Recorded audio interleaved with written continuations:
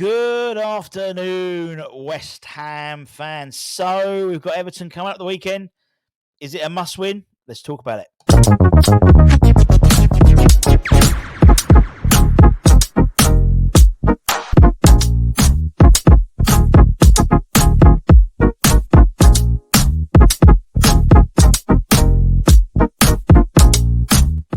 Well, a very good Monday afternoon to you all, one and all. Hope you had a nice weekend, apart from West Ham ruining it, of course. Obviously, yesterday we had a bit of a therapy session, becoming all too common now at West Ham.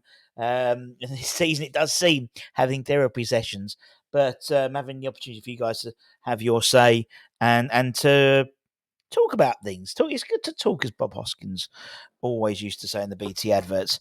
But obviously, we now play... we're now going to one more game before the international break, which always does tend to suggest teams looking at opportunities for a break in play, so to speak. I mean, obviously we had Ten Hag getting sacked after playing West Ham, the 9th Premier League casualty in West Ham's history. In terms of managerial casualty, and obviously Ruben Amorim's going in at Man United, and that would be after the international break. I believe after this week, after the international break coming up. Let me just check something quickly. I think we've got a bit of a gap. After the international break, we don't play again internationally until that's it done for the. Is that done for the season? Really? No. There's no more England games lined up until. Well, there's no more England game. Well, after we play Greece, we play Greece, so we play Greece again at their gaff, and then Republic of Ireland on the 17th. Then after that, there's no more international games. So there really is the only opportunity for a change, if there's going to be a change in a break of play after the international break. So once again, it does seem that Everton is a must-win game, and indeed, we've had a few 𝙊𝙋𝙄𝙉𝙄𝙊𝙉s, and obviously with Sean Dyche losing to Southampton at the weekend, he's under pressure as well, particularly going into their last season at Goodison Park before they move over to Stanley Park. So they're they're 2 points below us, which Christ. And actually, it's always Everton. Do you remember? We had 𝙊𝙋𝙄𝙉𝙄𝙉, and actually, when Sean Dyche came into Everton, it was a Sean Dyche derby when West Ham played Everton at London Stadium a couple of years ago, with the loser winning Sean Dyche. And obviously, West Ham came out of that game victorious, and then Frank Lampard then got sacked, and subsequently, Sean Dyche turned up at Goodison Park. But now again, I'm not I'm just putting it out. There's no gaslighting. Oh, I'm always gaslighting. I'm not. I'm just trying to have a slightly different opinion from the narrative that's out at the moment. And actually, I was reading an article Nigel Khan on 6'2", and it was really interesting. Actually, I implore you to go and check that out. But Nigel made an interesting point, saying, we're no better or worse off than we were last year, point for point. And I was like, is that true? So I had a look at the stats, and it is true. So if we took, I'm assuming Ipswich and Burnley, similar sides. So obviously Ipswich went up this year and Burnley was up the following year. Randomly, our goal difference is 2 better than it would be if we had those same group of fixtures like this time last season. So sort of comparing like for like. But there's something. But it does see, and I think whether it's our expectations or whether it's the manner of defeat. But then I remember the Crystal Palace game last year, Fulham away last year. These games were bloody awful. We lost to Forest last year as well. And when you look at it like that, it's like, I think the ones that hurt the most are the Spurs game. I think the Spurs game and obviously the Chelsea game, 2 London derbies. So naturally, us as West Ham fans, we've got Chelsea friends, we'll have Tottenham fan friends. And obviously we've had a bit of a bit of a rough ride with those two games. Those two games, indeed. I think what was the point? Nigel made a really good point. I screenshot when Nigel makes a good point, and Nigel said, and actually, I was like, do you know what? I kind of agree with that. He said, obviously, there's a Lopetegui out hashtag on Twitter as always. Is the confirmation of the Tottenhamification of our fan base far too early? Point for point this season, we have the same as last year. I'm not claiming we're great. Whatever happened to patience and letting players bed in? Now we're 10 games in. A lot of people said I'll give them 10 games. We're not including the cup games. So there is, and I think Sean put up a post. Again, these polls are always great, but I think it was 3,500 people. So less than 5% of attendance at London Stadium. 85% wanted him gone. But and as Marshall says, context, the starts this season does not even make the top 10 of worst starts to a Premier League season for us. Not a great stat, to be honest. I doubt those worried will be eased with it, but all the same, we've seen worse, a lot worse. 06-07, we had 8 points. And 10-11, we only had 7 points. So 4 points better off than we were last, in terms of those two games. But I understand, for me, it's like I wanted to see. I haven't seen anything, and we spoke about this yesterday, but I haven't seen anything to say, right, this is what we're looking for. I think we had Damien and made a really good point. Lopetegui trying to almost force systems onto a side which hasn't, in itself, as a 4-2-3-1 DNA, and playing three at the back. The other day, didn't work. That doesn't work. We haven't got the right players for that. And obviously, we're going to an Everton game now where we've got 3 players definitely out. We know that 𝙊𝙋𝙄𝙉𝙉 is obviously suspended. We'll be waiting to hear on how long that suspension will carry on. 𝙊𝙋𝙄𝙉𝙉, we know, will be out as well. Maybe we might see him back after the international break. Who knows? And obviously, Alvarez, for his reckless second yellow, he'll be out for the game as well.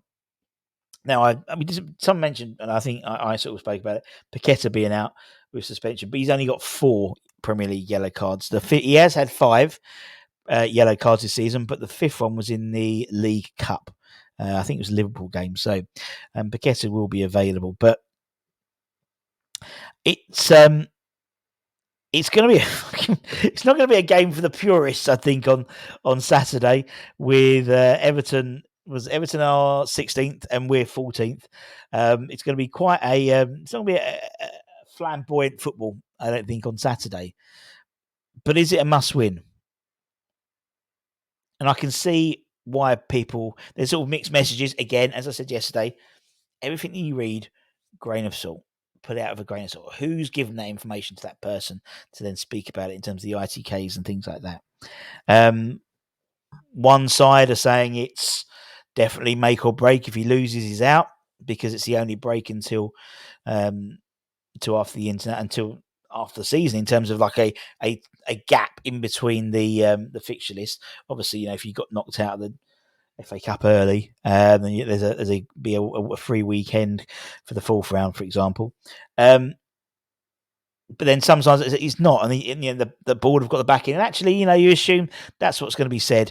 The board are going to say, in terms of the people who we know have a direct line to the board, they're going to say we're going to keep them. We support the manager, head coach, and all that type of thing. But then you had a report from 𝙊𝙋𝙄𝙉𝙉 Romano yesterday saying that the Hammers,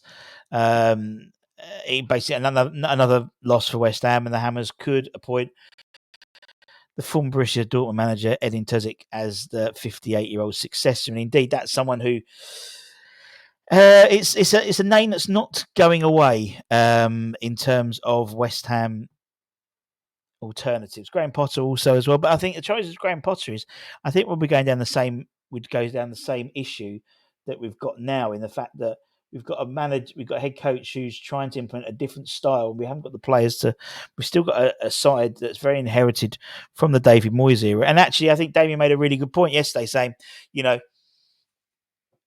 let's go back and and sort of look at what we did, and that time under, particularly the COVID time, they played 4-2-3-1. You had the likes of Jesse Lingard.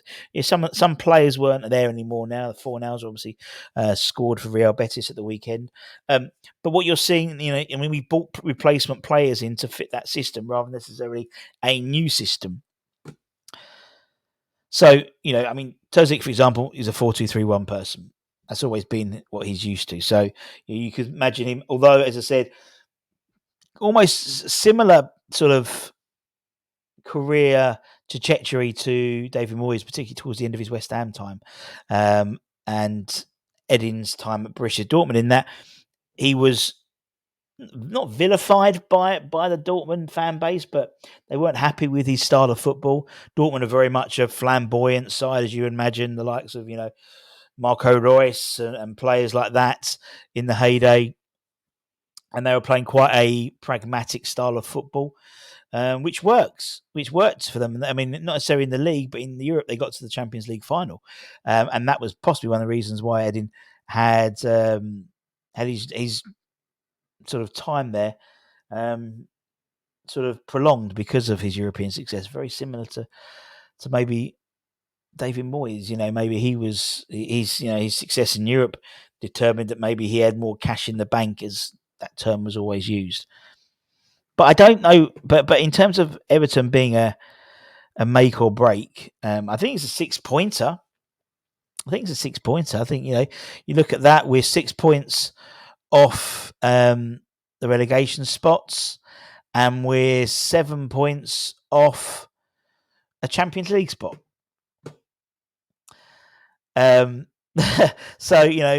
a win puts us up to 14 points. Obviously, then we go into an international break again, and then we come back to play a Newcastle side who beat Arsenal at home on the weekend, and resurgent Newcastle side. So on a Monday night in Newcastle. And then we play Arsenal at Argaff. So we've got a couple of really tough games. And for me, it's not necessarily the tougher games that I'm worried about. It's the games where we play the likes of, no disrespect to Everton, but Everton, the 𝙊𝙋𝙄𝙉𝙄𝙊𝙉s, the Crystal Palaces. Traditionally, these were the games which we always didn't do well in. It seems there's been a complete role reversal in recent times. And actually, we're picking up points against people we should be picking up points. And where we used to pick up points against the likes of Arsenal's, Chelsea's, that type of thing, we're not picking up those points. But I think it's got to be a back to basics. I think we're trying to be too clever. We're trying to be too progressive, and I don't think we've got the players. I think we've got good players. I think I spoke yesterday. I think we've got a better squad than we had last year, and some people disagree with me in the chat, but look at our starting 11. I think it's far greater on paper. I know football's not won on paper, as Brian Clough famously said, but for me, there's a better group of individuals. I mean, 𝙊𝙋𝙄𝙉𝙄𝙊𝙉 did a really good breakdown on Twitter of the whole game at Nottingham Forest to West Ham, and it was clear there was player issues. Players being utilised poorly, which we all know they have been. But in the same way that the players need to take some responsibility as well on the pitch. But anyway, it does all goes down to Lopetegui, really, doesn't he? But I'll be fascinated to know what you guys think, because let's think. If we lose against Everton on Saturday, which there is a possibility, there's a 30%, 33 and a 3% chance we'll lose. There's 33% chance we'll win, and there's 33% chance we'll draw. But based on that, if we do lose, we go into international break, and say they do decide to get rid of Lopetegui, who do you want in and why? Not just a name. Who do you want in and why? Thinking about the players we've got available now, thinking about the players, what they have been playing as well. Again, as something. If Potter came in, he'd play three at the back, and that would take time for the team to adjust to that. It would. As Damien said yesterday, in our DNA is 4-2-3-1. It is, and the players we brought in have basically almost replicate that style. Trying to impose a style from day one is not the right way, and actually, a manager will. And I think Nick Nick from Clan Boots was talking in the chat, saying, a manager comes in and assesses the individuals and then decides the right formation, the right way to play based on the current crop of players. Because even if November, you've still got 2 months or a month and a half until January, and if we haven't got no money, the chances are you're not going to bring in a whole raft of new players. So, with that in mind as well, who would you have? Pragmatically, who would you have? Not stupid. Not I want Guardiola. No. Pragmatically, who do you think will get? Based on the fact that the MO of our ownership is they don't like to buy managers out of contract as well. So like it is, if you haven't got much money to buy players, will we have X amount of millions to buy someone out of their contract, considering we'd have to pay off Lopetegui's 18. I think he'll have 18 months left in his contract because the third year isn't added on until he qualifies for Europe. If he qualifies for Europe in the first 2 years, so he's got 19 months left of the contract, I think. Let me know. Maybe we'll do a review of your thoughts maybe towards the end of the week, maybe on one of those sort of Rusty Reacts type thing. Apart from that, keep an eye on Hammer's headlines. A couple of players we've been linked to, and all the loans, the first teamers, and Hammer's headlines. And then the Academy show, lots of news. A couple of news lads signed their first professional contract, including my boy, 𝙊𝙋𝙄𝙉𝙄𝙊𝙉. I'm telling you, this guy is the future. He's the future, and he's just signed his pro deal today. Anyway, see you soon. Much love.